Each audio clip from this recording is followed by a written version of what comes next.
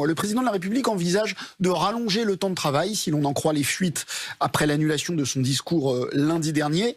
Ce que la droite approuve en général, est-ce que vous êtes d'accord pour un éventuel allongement de la durée du travail, que ce soit sur l'année, sur la semaine, sur le principe ? Le cœur de cette crise qu'on affronte depuis maintenant 5 mois et face auquel le gouvernement est resté complètement léthargique, c'était la problématique des fins de mois. Et on disait une chose, il faut que le travail paye plus. Mais pour que le travail paye plus, il fallait impérativement que l'État nous dise comment il comptait dépenser moins, comment il comptait faire des économies. Et aujourd'hui, Emmanuel Macron dit il va falloir que vous travaillez plus, non pas pour gagner plus, mais il invente le travailler plus sans gagner plus. C'est-à-dire que pour l'instant, la piste qui est la plus avancée, c'est celle d'un jour férié supplémentaire. Alors, c'est deux choses différentes. Ça ne profite pas. Le président de la République aurait mis le travailler plus en échange de la baisse de l'impôt sur le revenu qu'il propose. Le financement, c'est autre chose.